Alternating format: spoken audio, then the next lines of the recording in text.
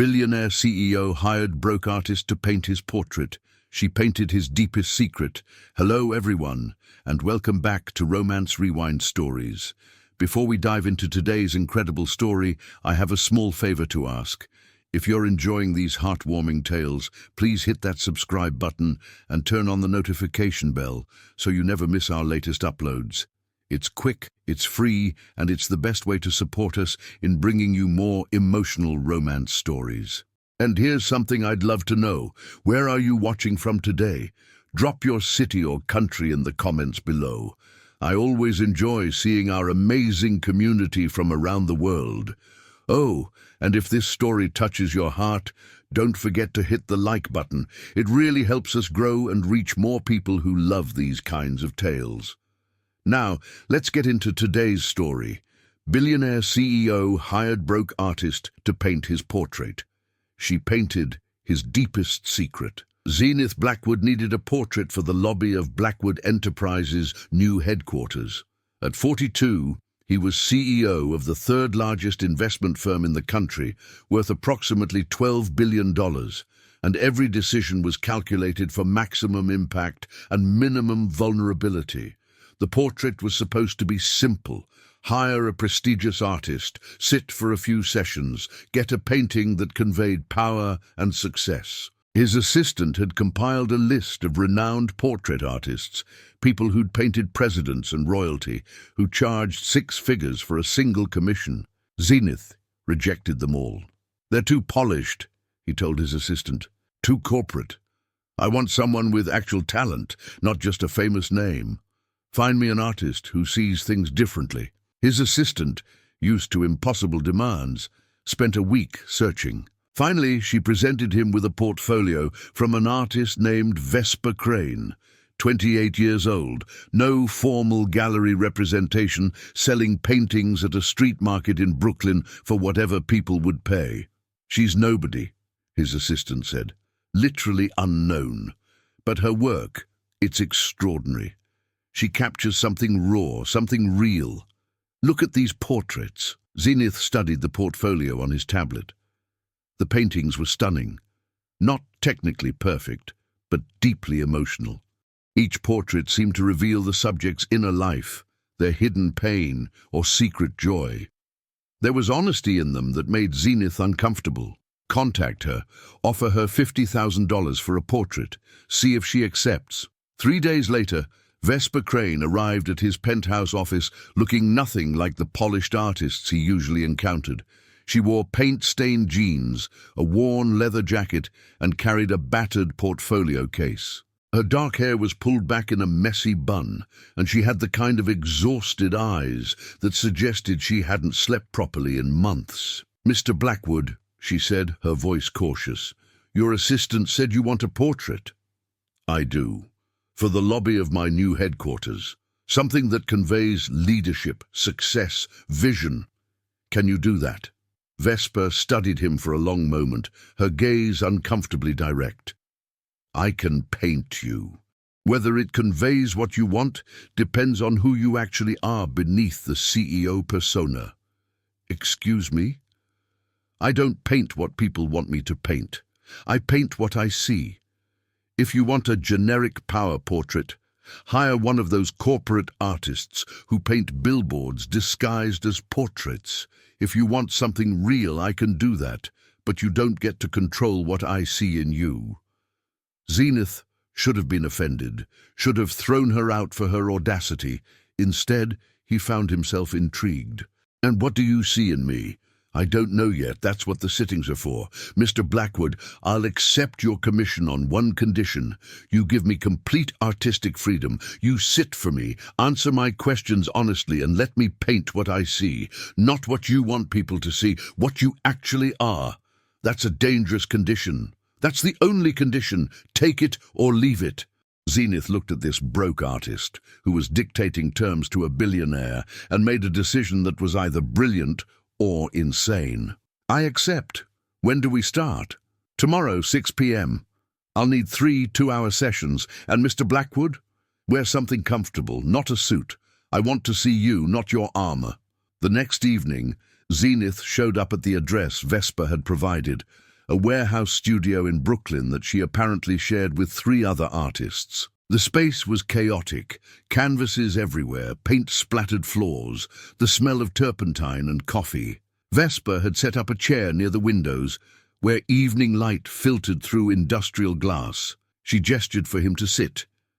"You wore a suit," she observed. "I always wear suits." "Not here. There's a changing screen in the corner. I left some clothes. Jeans, t-shirt, sweater. Wear those." "Why?" "Because I said wear something comfortable.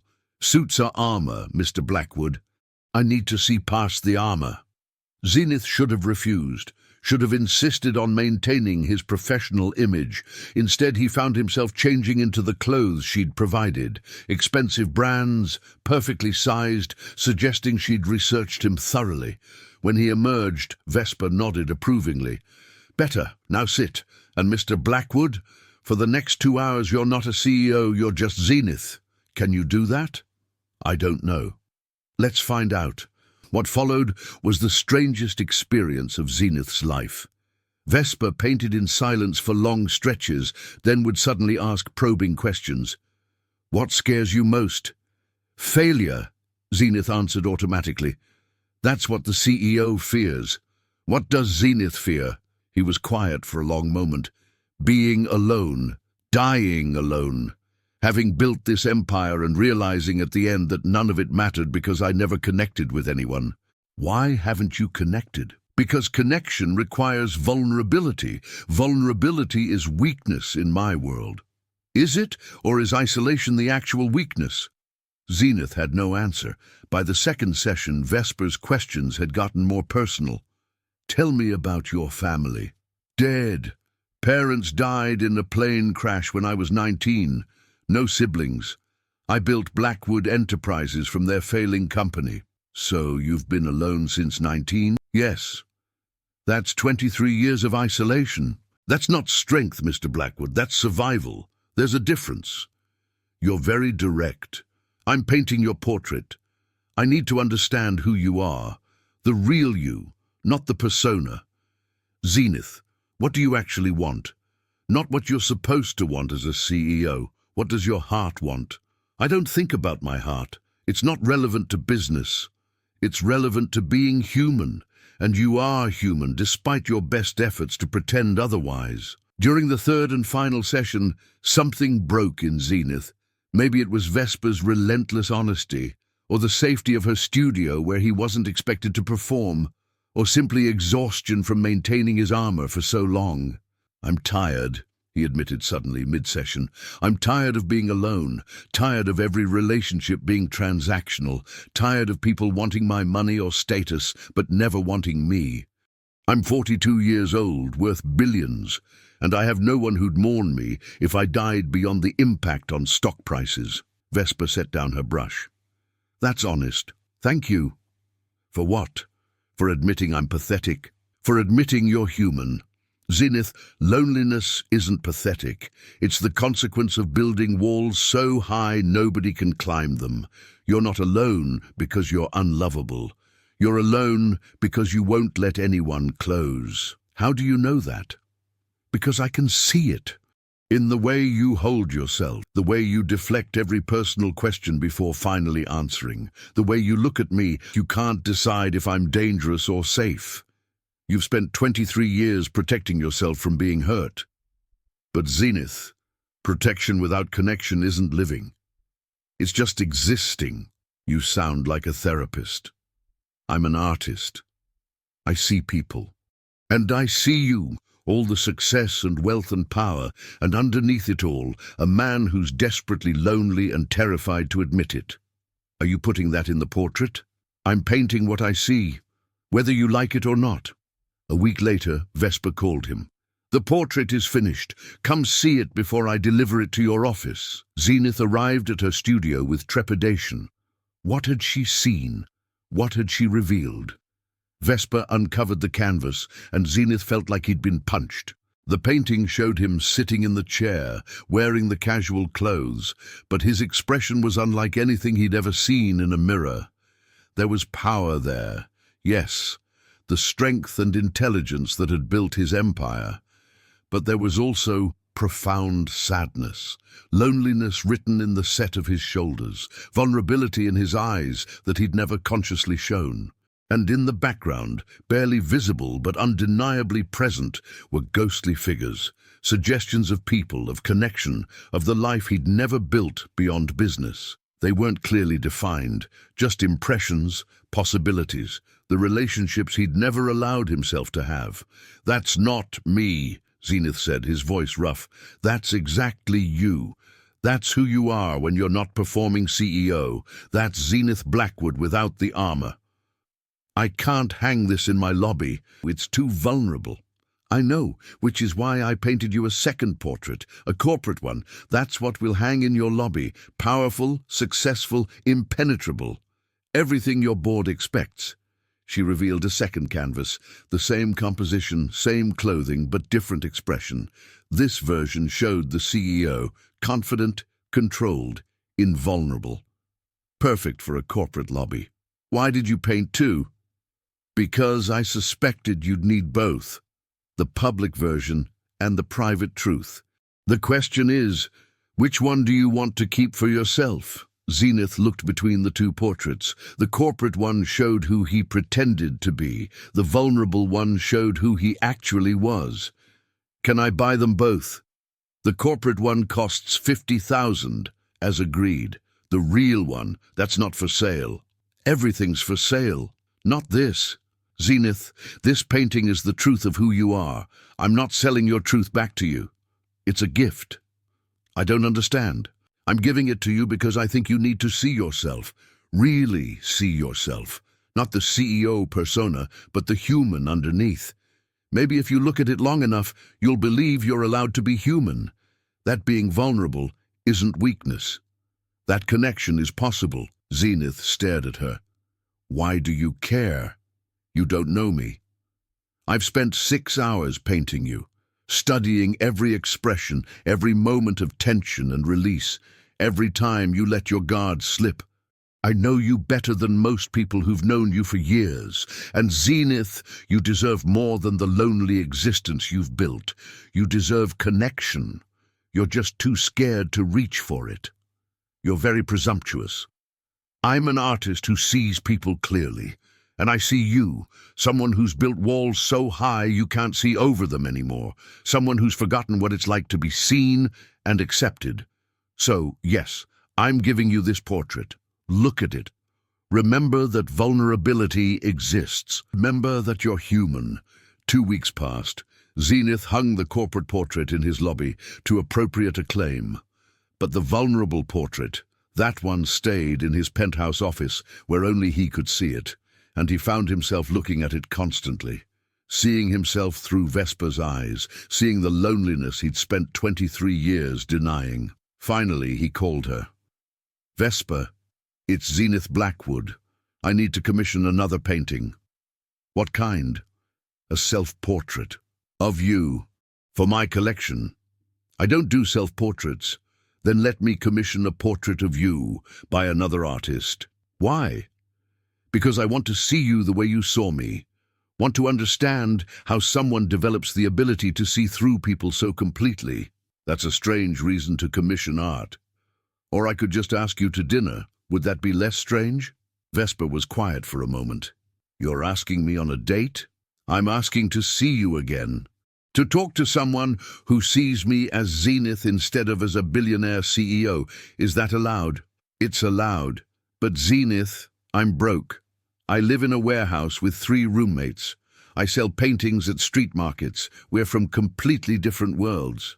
You're an artist who sees souls. I'm a billionaire who's forgotten he has one. Maybe different worlds is exactly what we both need."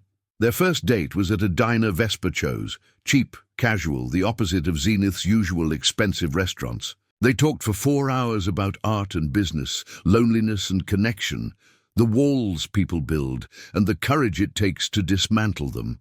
"I've never done this," Zenith admitted. "Actual dating. Every relationship I've had has been transactional. They wanted access to my wealth or connections. I don't know what I wanted. Company, maybe. proof I wasn't completely alone. That's sad. That's my life. It doesn't have to be. Zenith, you're interesting beyond your money. You're intelligent, insightful when you let yourself be, and surprisingly funny when you stop performing CEO. Why hide all that? Because showing it means being vulnerable. And I learned at 19 that vulnerability leads to loss. Your parents? I loved them, depended on them. Then they died and I was alone with a failing company and no idea how to survive. So I stopped depending on anyone. Built my own empire. Made myself invulnerable. And lonely. Zenith agreed quietly. But Vesper, I don't know how to be any other way. Don't know how to let people close without waiting for them to leave or hurt me. Then learn with me. I'm not after your money. I proved that by refusing to sell you the portrait. I'm not after status. I don't care about your social circles. I just find you interesting, the real you, not the CEO version. Can that be enough? I don't know, but I'd like to try. Over the next 6 months, Zenith and Vesper navigated their unlikely relationship. She introduced him to her world, gallery openings in warehouse spaces, street markets where artists sold their work, creative communities where wealth didn't matter. He introduced her to his world, charity galas where her brutal honesty scandalized his associates, board meetings where she challenged his assumptions. A life of luxury she appreciated but didn't need. "You're changing me," Zenith said one evening, 6 months in. They were in his penthouse, looking at the vulnerable portrait she'd painted. "I look at this painting now, and I don't just see loneliness. I see possibility. The people in the background, the connections I haven't made, they don't feel impossible anymore. That's because you're letting me in, letting yourself be vulnerable. Zenith, you're not the isolated billionaire anymore. You're someone who calls me at midnight to talk about random thoughts. Someone who shows up at my studio with coffee and asks about my work. Someone who's learning that connection doesn't destroy you. It completes you." "I'm falling in love with you," Zenith admitted, "and that terrifies me." "Why?" "Because love means vulnerability, means giving someone the power to hurt me, means risking loss again. It also means gaining something real. Zenith, I love you too. Not your money or status, you. The man who sits in my studio wearing comfortable clothes and admits he's lonely. The man who's learning to be human again. That's who I love." A year after commissioning the portrait, Zenith proposed. Not at a fancy restaurant or exotic location, but in Vesper's chaotic studio, surrounded by half-finished canvases and paint-splattered floors. "Vesper Crane, you painted my portrait and saw through every wall I'd built. You saw the loneliness I was hiding and called me on it. You taught me that vulnerability isn't weakness, that connection is possible, that I'm allowed to be human. Will you marry me? Only if you promise to keep being human. Keep being vulnerable. Keep letting me see the real you, not just the CEO version. I promise, though you might have to keep reminding me, 23 years of walls don't disappear overnight. Good thing I'm patient and persistent, and not intimidated by billionaire CEOs who think they're invulnerable. That's one of many reasons I love you." Their wedding was a blend of both worlds, held at a contemporary art museum Zenith funded, with works by emerging artists Vesper admired. During the ceremony, they unveiled a new painting, a collaborative piece they'd created together, combining Vesper's emotional honesty with Zenith's structured precision. "This painting represents us," Vesper explained to the guests. "Two different approaches to life, coming together to create something neither could create alone. That's what marriage is. Not losing yourself, but finding something larger by combining your truths." 2 years after the original portrait, Zenith and Vesper stood in their home gallery, looking at the 3 paintings that told their story: the corporate portrait that hung in his office, the vulnerable portrait that had revealed his truth, and the collaborative piece that showed their future together. Remember when you said you couldn't hang the vulnerable portrait in your lobby because it was too honest? Vesper asked. I remember. I was terrified of being seen. And now I understand that being seen, really seen, is the point. You saw me when I couldn't see myself, painted my truth when I was hiding from it, loved me when I didn't believe I was lovable. Vesper, you didn't just paint my portrait. You saved my life. You saved mine too. Zenith, I was selling paintings at street markets for whatever people would pay, doubting my talent, wondering if I'd ever make it. You believed in my work when nobody else did. Gave me the commission that launched my career. We saved each other. Best 50,000 I ever spent. Best portrait I ever painted. Because sometimes hiring an artist to paint your portrait reveals more than your face. It reveals your soul. Sometimes the person who sees through your walls is exactly the person you need to let in.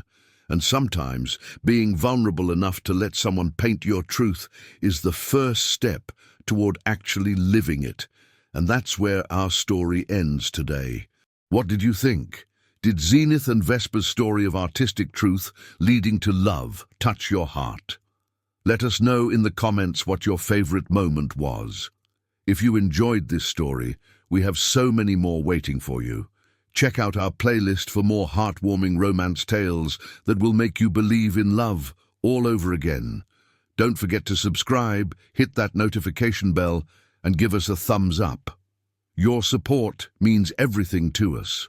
Until next time, keep believing in love, keep believing in second chances, and remember, the best stories are the ones that remind us we all deserve our happily ever after. See you in the next story.